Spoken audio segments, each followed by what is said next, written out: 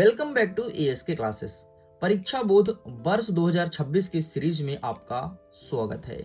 जैसे कि मैंने आपसे प्रॉमिस किया था कि हम परीक्षा बोध का सीरीज लेकर के आएंगे जिसमें पूरा का पूरा कंप्लीट परीक्षा बोध को पढ़ाएंगे एंड ये आपकी सीरीज का पहला वीडियो होने जा रहा है। खैर अभी तो मैं आपके सामने फिजिक्स का लेकर के आया हूं, लेकिन अगर आप मैथ्स ग्रुप के हो या फिर बायोलॉजी ग्रुप के या फिर आर्ट या फिर कॉमर्स कोई भी ग्रुप के हो, सारे सब्जेक्ट का परीक्षा बोध लेकर के आऊंगा और यहां से मैं बेहतरीन तैयारी कराऊंगा। अब बहुत सारे स्टूडेंट्स बोलेंगे कि सर आपने परीक्षा बोध को ही क्यों चुना, अध्ययन को क्यों नहीं।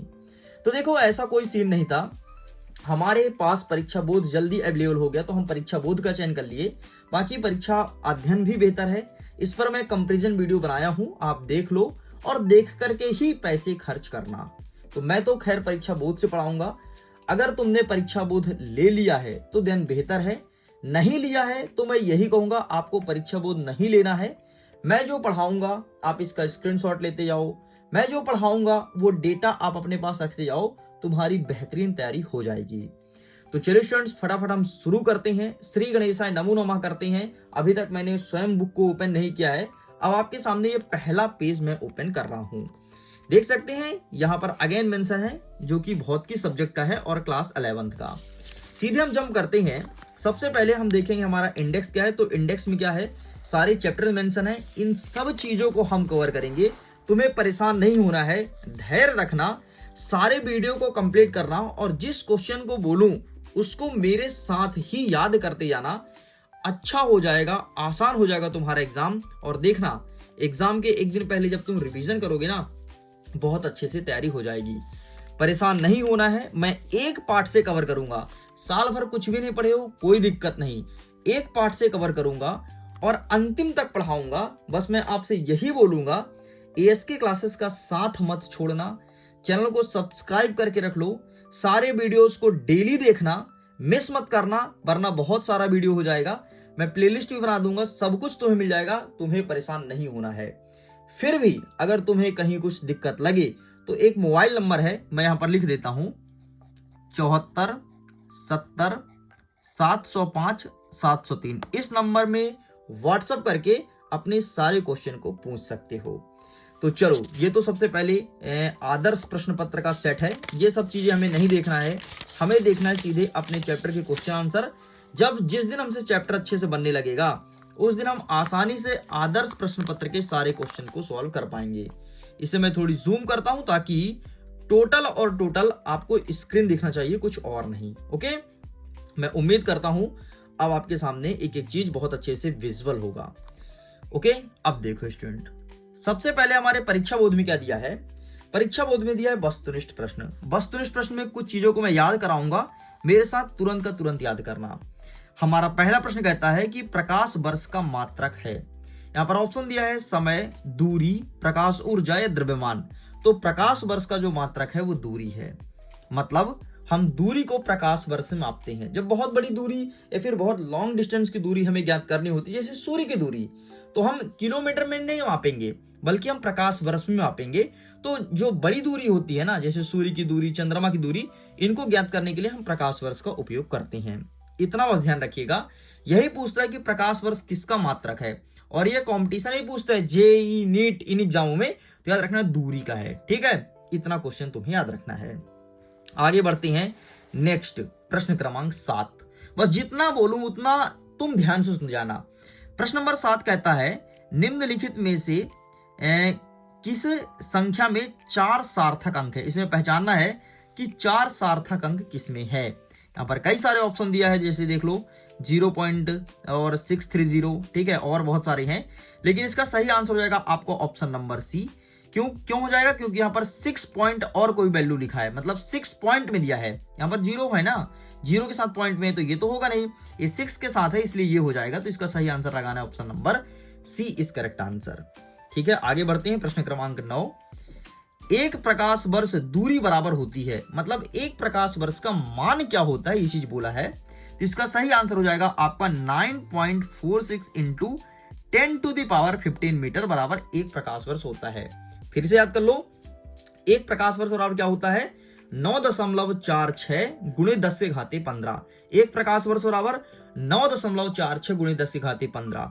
9.46 गुणे 10 से घाते 15। एक प्रकाश वर्ष बराबर 9.46 गुणे 10 से घाते 15। अच्छे से याद कर लो, एग्जाम में क्वेश्चन देखने को मिलता है।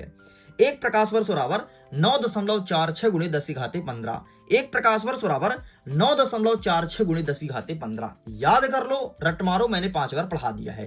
ठीक है, अब अपने मन से 3 बार तुम बोल लो, एग्जाम में देखने को मिलेगा, 100% देखने को मिलेगा। ठीक है, अब देखो व्युत्पन्न मात्रक क्या होता है, पहले ये समझेंगे, फिर हम देखेंगे कौन सा मात्रक व्युत्पन्न मात्रक है। ठीक, आगे बढ़ते हैं। बाकी यहां से अब आपको कोई भी चीज याद नहीं करना है, हम आपको क्रम से एक एक चीज याद कराएंगे। ठीक, परेशान मत होना। अब देखो हमें इसके बाद क्या याद करना है वो देख लो, ये मैं आपको दिखा देता हूं, ये यहां पर अवेलेबल है। ठीक है, प्रश्न क्रमांक 13 में। ठीक, अब देखो प्रश्न क्रमांक 13 में क्या है, एसआई पद्धति की सभी मूल राशि तथा इनके मात्रक लिखो। देख यार, एसआई पद्धति की जितनी भी मूल राशि हैं और जितने भी उसके मात्रक हैं सबको रटना है, अभी के अभी, तुरंत के तुरंत, क्योंकि एग्जाम में देखने को मिलता है। ठीक है, तो हमारे एसआई पद्धति में 7 मात्रक हैं और 2 पूरक राशि है, तो 7 मूल मात्रक की सहायता से ही हम व्युत्पन्न मात्रक ज्ञात करते हैं। तो जब तुम्हें मूल मात्रक पता चल जाएगा तो व्युत्पन्न मात्रक तुम्हें आसानी से पता चल जाएगा। अरे 2 मूल मात्रक को जोड़ो, जो तुम्हें नया चीज मिले वही तो व्युत्पन्न मात्रक है। ठीक है, तो 7 मूल राशि को याद करना है। सबसे पहले देखो, लंबाई का मीटर, द्रव्यमान किलोग्राम, समय सेकंड, ताप केल्विन, ज्योति तीव्रता कैंडेला, विद्युत धारा एम्पियर, पदार्थ की मात्रा मोल। ठीक है, ऐसे याद करना है, ऐसे ही क्रम से याद करना है। जैसे मैं पढ़ रहा हूं, लंबाई मीटर, द्रव्यमान किलोग्राम, समय सेकंड, ताप केल्विन, ज्योति तीव्रता कैंडेला, विद्युत धारा एम्पियर, पदार्थ की मात्रा मोल।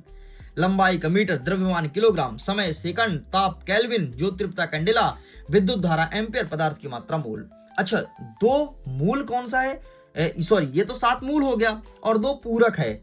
एक है कोण जिसका है रेडियन, और दूसरा है घन कोण जिसका मात्रक है स्टेरेडियन। ठीक है, तो अभी 7 तो याद करो भाई, 7 तुम याद करो तुरंत मेरे साथ। तो 5 बार फटाफट हम पढ़ते हैं। ठीक है, फटाफट, और तुम्हें भी घर बैठे 5 बार पढ़ाई करनी है। ठीक है, लंबाई मीटर, द्रव्यमान किलोग्राम, समय सेकंड, ताप केल्विन, ज्योति तीव्रता कैंडेला, विद्युत धारा एम्पियर, पदार्थ की मात्रा मोल। लंबाई का मीटर, द्रव्यमान किलोग्राम, समय सेकंड, ताप केल्विन और ज्योति तीव्रता कैंडेला, विद्युत धारा एम्पियर, पदार्थ की मात्रा मोल। ठीक है, अब चलो बिना देखे बताओ, चलो भाई इसे मैं छिपा लेता हूं। ठीक है, लंबाई का मीटर, द्रव्यमान किलोग्राम, समय सेकंड, ताप केल्विन, ज्योति तीव्रता कैंडेला, विद्युत धारा एम्पियर, पदार्थ की मात्रा मोल। ठीक है, तो इसे मैं फिर से छिपा लेता हूं, चलो बताना मेरे साथ, इसे मैं ऐसे छिपा लेता हूं। ठीक है, चलो बताओ, लंबाई का मीटर, द्रव्यमान किलोग्राम, समय सेकंड, ताप केल्विन, ज्योति तीव्रता कैंडेला, विद्युत धारा एम्पियर, पदार्थ की मात्रा मोल। ठीक, चलो मैं पूछता हूं 2-3, तुम आंसर करना। ठीक है, चलो बताओ, ताप का क्या होता है, ताप का बताओ क्या है, ताप का केल्विन है। गुड, कुछ बच्चे बता पाए, कुछ नहीं बता पाए, गलत बात है। ठीक है, तुरंत याद करो। विद्युत धारा क्या है, एम्पियर है। लंबाई का क्या है, मीटर है। ठीक है, समय का क्या है, सेकंड है। अब सुनो एग्जाम में क्वेश्चन कैसे आता है। एग्जाम में सिंपल सा तुमसे पूछ लेगा कि ज्योति तीव्रता जो आपका एसआई मात्रक है, तो इसकी राशि क्या होगी। तो अगर तुम्हें पता है कैंडेला तो देन बेहतर, वरना आंसर गलत कर दोगे।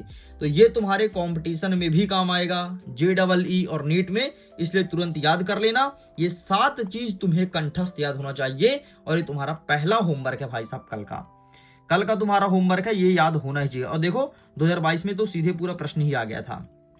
ठीक, तो जो काम का चीज है मैं सब बताऊंगा, बस मेरे साथ याद करते जाना। ठीक है, अब हम आगे बढ़ते हैं, अब हम शुरू करते हैं अपने अतिलघुत्री वाले क्वेश्चन को। अब अगर मैं बात करूं अतिलघुत्री का, इसे मैं थोड़ी जूम आउट करता हूं ताकि तुम प्रॉपर वे में स्क्रीन में देखना भाई। ठीक है, ये रहा। ठीक, अब मैं अतिलघुत्री की बात करता हूं, तो सबसे पहले पूछता है कि सार्थक अंक की संख्या कितनी है, पहचानना है। इसमें कितने सार्थक अंक हैं और इसमें कितने हैं।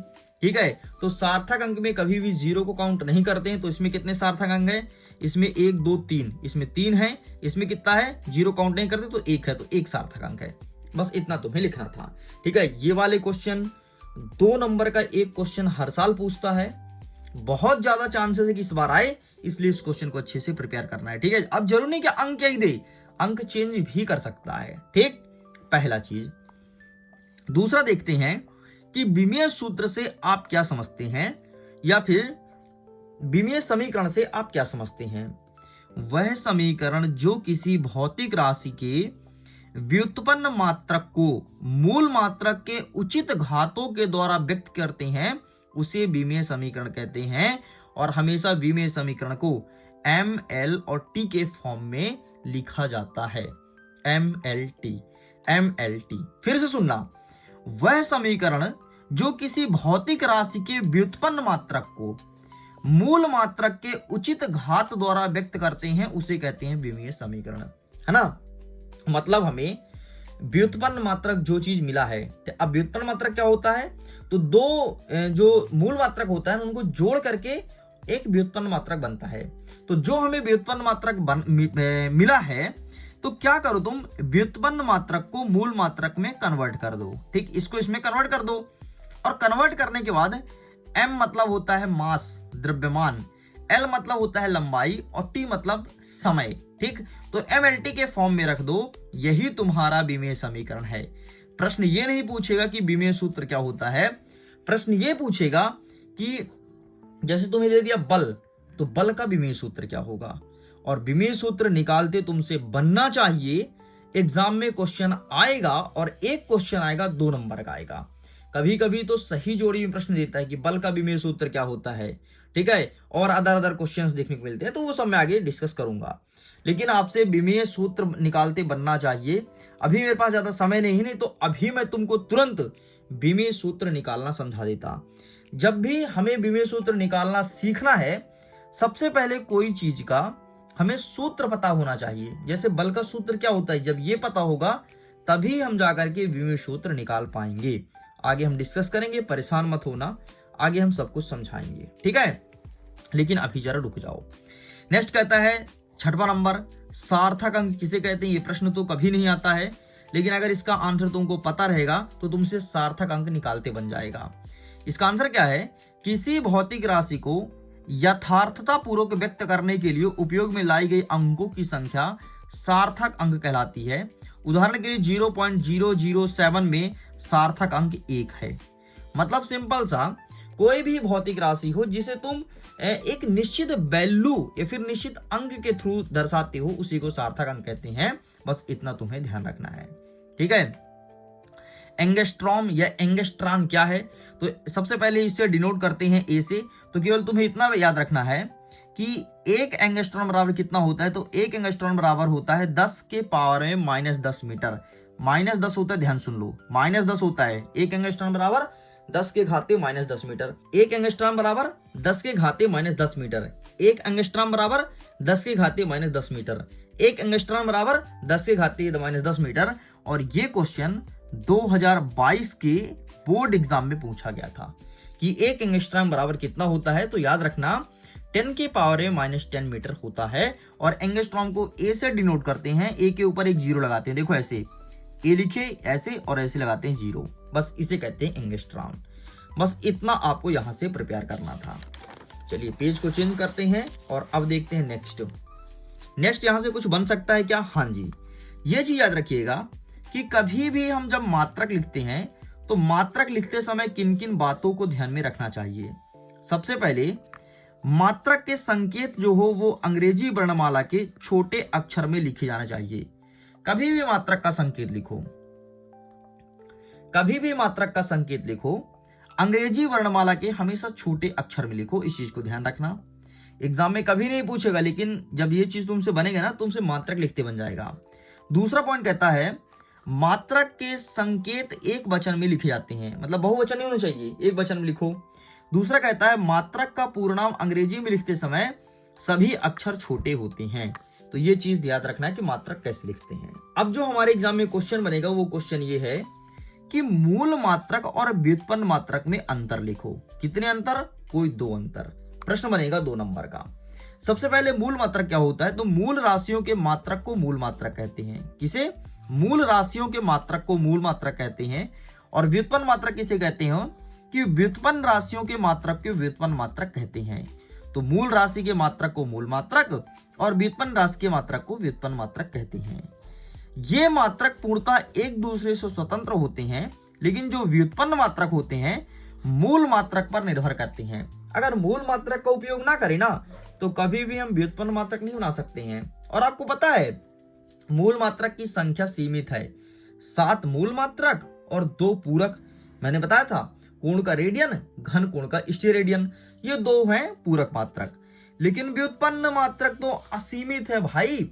अरे 2 मूल मात्रक को जोड़ो, जो नया बना वो व्युत्पन्न मात्रक है, असीमित है, तुम कितने भी बना सकते हो। अरे 7 ये हो गया, 2 ये हो गया, टोटल 9 है। 9 को तुम जोड़ो घटाओ ना, कहीं किसी को जोड़ो कहीं किसी घटाओ, तो जो भी तुम्हें मिलेगा वो सब व्युत्पन्न मात्रक कहलाएगा। मैं उम्मीद करता हूं ये चीज आपको समझ में आया होगा। चलो आगे बढ़ते हैं नेक्स्ट। अब तुमको एक चीज तो पता है ना कि गति के 3 समीकरण है। v बराबर u प्लस एटी गति का पहला समीकरण है। s बराबर ut प्लस 1/2 एटी का स्क्वायर ये दूसरा समीकरण है। और जो तुम्हारे सामने लिखा है v स्क्वायर बराबर u स्क्वायर प्लस 2as ये गति का तीसरा समीकरण है। इसकी शुद्धता को जांच करने के लिए एक प्रश्न आता है, या तो आपको गति का दूसरा समीकरण देगा, ध्यान सुन लो, या तो आपको देगा दूसरा समीकरण या तो देगा आपको तीसरा समीकरण, लेकिन एक समीकरण आपको जांच करने के लिए देगा। आपको जानकारी के लिए बता देता हूं, वर्ष 2019 में पता है क्या पूछा था, गति के दूसरे समीकरण की शुद्धता की जांच करो। और बहुत ज्यादा चांसेस है कि इस बार ये तीसरा वाला आ जाए, बहुत ज्यादा चांसेस है, हाईली। तो मैं आपको रिकमेंड करूंगा कि ये चीज तुमसे बनना चाहिए। आगे बढ़ते हमारा नेक्स्ट क्वेश्चन कहता है कि एक समीकरण दिया है t बराबर 2 पाई अंडर रूट एल बटे जी, इसकी शुद्धता की जांच करना है जहां प्रतीकों के सामान्य अर्थ है।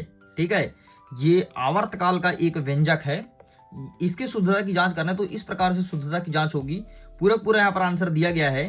ठीक है, इसे भी हम विमेय सूत्र से ही जांच कर पाएंगे, तो इसकी भी अच्छे से प्रैक्टिस कर लेना। वर्ष 2023 के बोर्ड एग्जाम में पूछा गया था और इस बार 26 में आने की संभावना है, इसलिए प्लीज इसे अच्छे से कर लीजिएगा। आगे बढ़ते, बाकी यहाँ से कोई भी क्वेश्चन प्रिपेयर नहीं करना है, हम छोड़ देते हैं और आगे नेक्स्ट क्वेश्चन की तरफ बढ़ते हैं। नेक्स्ट आपको क्या देखना है, प्रश्न क्रमांक 11। हमारा 11 नंबर कह रहा है कि विमीय विश्लेषण की सीमाएं लिखो। ठीक है, सीमाएं मतलब कमियां। जब हम विमीय सूत्र निकालते हैं तो कौन कौन सी कमियां देखने को मिलती है। सबसे पहले इस विधि से विमाहीन राशि का मान ज्ञात नहीं कर सकते हैं। भाई जिसकी कोई बीमा ही नहीं है उसका हम वैल्यू फाइंड कभी भी नहीं कर सकते हैं। इस विधि से त्रिकोणमिति, लघुगणकीय मतलब लॉग वाला क्वेश्चन, ठीक है, जो मैथ लिया होगा समझ गया होगा, लॉग वाला क्वेश्चन आदि के समीकरण को ज्ञात नहीं कर सकते हैं। ट्रिग्नोमेट्री वाले और लघुगणक वाले लॉग वाले क्वेश्चंस को हम अटेंड नहीं कर सकते इस विधि के माध्यम से। इस विधि में ऐसे नियतांक का मान ज्ञात नहीं किया जा सकता जिसकी बीमा होती है। मतलब बीमा तो होती है लेकिन नियतांक है, नियतांक मतलब सब जगह उपलब्ध है, उसकी वैल्यू हम फाइंड नहीं कर पाएंगे। ये कुछ कमियां हैं जो कि मैंने तुम्हारे सामने रख दिया है। चलो आगे बढ़ते हैं नेक्स्ट क्वेश्चन की तरफ। नेक्स्ट हमें देखना है प्रश्न क्रमांक 14। 14 नंबर कहता है कि विमीय विश्लेषण के 2 अनुप्रयोग बताइए। पहला नंबर कहता है कि विभिन्न भौतिक समीकरण की सत्यता की जांच करना, और दूसरा कहता है कि भौतिक राशि के एक पद्धति के मात्रक को दूसरी पद्धति में बदलना, ये होता है विमीय विश्लेषण। ठीक है, कोई भी वैल्यू जैसे तुमने दिया है ना तो उसकी सत्यता की जांच कर रहे हैं कि सही है गलत है, तो विमीय सूत्र उसका निकाल लो, तो ये पता चल जाएगा कि जो हमने फॉर्मूला लगाया है वो फॉर्मूला सही है या फिर गलत है। तो ये ज्यादा यूज होता है। ठीक है, ये बहुत ज्यादा यूज होता है और क्लास 10 तो भयंकर यूज हुआ है। अब पता नहीं आपके स्कूल में कैसे पढ़ाया गया था, कैसे नहीं पढ़ाया गया, हो सकता है आपके शिक्षक इसके बारे में बताए हों, लेकिन क्लास 10 तक में कोई भी समीकरण तुम निकाल रहे हो, कुछ भी सॉल्व कर रहे हो, अंतिम में उसका विमीय सूत्र निकाल लो, बात खत्म है ना, तो आसान हो जाता था। बाकी यहाँ से आपको कुछ भी प्रिपेयर नहीं करना है, छोड़ देना। एक क्वेश्चन तुम्हारे लिए होमवर्क के तौर पर है कि किसी सरल लोलक का आवर्तकाल t, उसकी प्रभावकारी लंबाई l तथा गुरुत्वीय त्वरण g पर मतलब स्मॉल g पर निर्भर करता है, तो विमीय समीकरण विधि से लोलक के आवर्तकाल का सूत्र ज्ञात कीजिए। ठीक है, तो इसका आप स्क्रीनशॉट ले लो। ठीक है, ये आपको अच्छे से प्रिपेयर करना है। ये रहा आपके आवर्तकाल का, लोलक का आवर्तकाल। ठीक, इतना आपको प्रिपेयर करना है। चलो भाई आगे बढ़ते हैं एक नेक्स्ट क्वेश्चन की तरफ। हमारा नेक्स्ट क्वेश्चन कहता है कि वायु में ध्वनि का वेग माध्यम के प्रत्यस्थता गुणांक तथा उसके घनत्व पर निर्भर करता है। विमेय विधि से ध्वनि के वेग का सूत्र स्थापित कीजिए। अब देखो इसमें विमेय विधि बोला है, मतलब इस चैप्टर पूरा का पूरा विमेय विधि के ऊपर है। ठीक है, तो आप इसका भी आंसर यहाँ पर देख सकते हैं। ठीक, बाकी यहाँ से कुछ भी नहीं पूछेगा। अच्छा, सार्थक अंक कैसे निकालते हैं, अगर किसी स्टूडेंट को नहीं पता है तो यहाँ से वो फोटो क्लिक कर सकता है किस प्रकार से निकालते हैं। मैं पढ़ता हूँ, जरा आप ध्यान से सुनिएगा। देखो, सार्थक अंक निकालने के लिए हमें निम्न बातों को ध्यान रखना पड़ता है। सभी अशून्य अंक सार्थक अंक होते हैं। अशून्य, मैंने बोला था ना शून्य को काउंट नहीं करते हैं। देखो, जितने भी अशून्य है वो सब सार्थक अंक है। जैसे इसमें कितने सार्थक अंक है, इसमें गिन लो 1 2 3 4, इसमें 4 सार्थक अंक है। खत्म बात, खत्म, इतना सरल है। आओ इसका दूसरा पॉइंट देखते हैं। किसी भी दो अशून्य संख्या के मध्य विद्यमान, अब देखो इधर भी शून्य है इधर भी शून्य है। ठीक है, क्या कहता है, किसी भी दो अशून्य संख्या के मध्य, अशून्य संख्या मतलब ये जैसे 3 हो गया ना और ये 5 हो गया, इसके बीच में देखो 0 0 है। ठीक है, तो मध्य विद्यमान सभी शून्य सार्थक अंक होती हैं। मतलब अगर कोई संख्या है और बीच में शून्य दिया है तो शून्य को हम सार्थक अंक में काउंट करेंगे। उदाहरण के तौर पर दिया देखो, और कहता है इसमें कितने सार्थक अंक है, तो इसे सबको गिन लो 1 2 3 4 5 6 7, इसमें सार्थक अंक की संख्या 7 है। तो दूसरा कंडीशन क्या है, ध्यान सुनना, दूसरा कंडीशन क्या है कि अगर तुम्हें सार्थक अंक निकालना है और उसके अगल बगल में दो संख्या दिया है और बीच में 0 लिखा है तो 0 को हम काउंट करेंगे। ये हमारा दूसरा नियम कहता है। अब जरा तीसरा नियम सुन लो भैया। तीसरा नियम कहता है कि दशमलव बिंदु वाली संख्या में अशून्य संख्या के दाईं ओर अंत से सभी शून्य सार्थक अंक होते हैं। ठीक है, क्या कहता है, दशमलव बिंदु, अब देखो दशमलव यहां पर है, दशमलव बिंदु वाली संख्या में अशून्य संख्या के दाईं ओर, इधर तो बायां कहलाता है, ये कहलाता है दायां, जो 300 लिखा ना वो दायां साइड है, तो दाईं ओर अंत तक के सभी शून्य सार्थक अंक कहलाते हैं। मतलब दशमलव के दाईं ओर जितने भी शून्य हो सबको सार्थक अंक में काउंट करते हैं। उदाहरण के लिए देखो, जैसे यहाँ पे लिखा है 205.300, तो सबको काउंट करेंगे तो इसमें कितने सार्थक अंक है, 1 2 3 4 5 6, तो 6 सार्थक अंक है। ठीक है, अच्छा 205 को देखो, 205 के बीच में क्या है, शून्य है। ठीक है, तो शून्य को हम काउंट करेंगे क्योंकि ये भी अशून्य संख्या, ये भी अशून्य संख्या, मतलब आगे पीछे दोनों साइड शून्य नहीं है और बीच में शून्य है, इसलिए शून्य को सार्थक अंक में काउंट किया जाएगा। आगे बढ़ते हैं, नेक्स्ट हमारा चौथा पॉइंट क्या कह रहा है।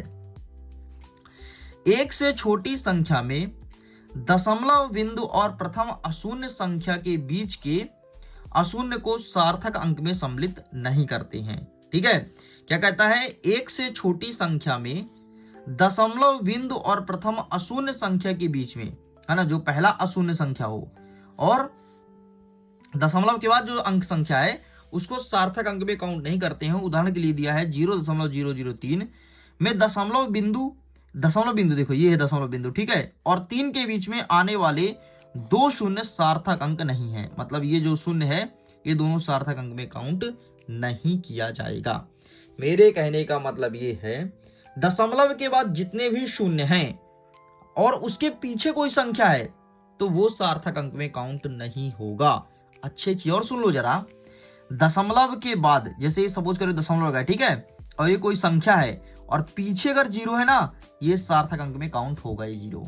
लेकिन अगर दशमलव है और आगे 0 है और फिर 3 है या फिर कोई संख्या है, ये सार्थक अंक में काउंट नहीं होगा, ये वाला होगा। मैं उम्मीद करता हूं समझ में आया होगा थोड़ी थोड़ी। अब जैसे ये वाला संख्या दिया है तो इसमें पूछता है कितने सार्थक अंक हैं, तो पीछे 0 है तो इसको मत काउंट करो, बाकी अंकों को काउंट कर लो, इसमें 3 सार्थक अंक हैं, बस खत्म, है ना। तो इस प्रकार से आपको सार्थक अंक निकालते बनना चाहिए।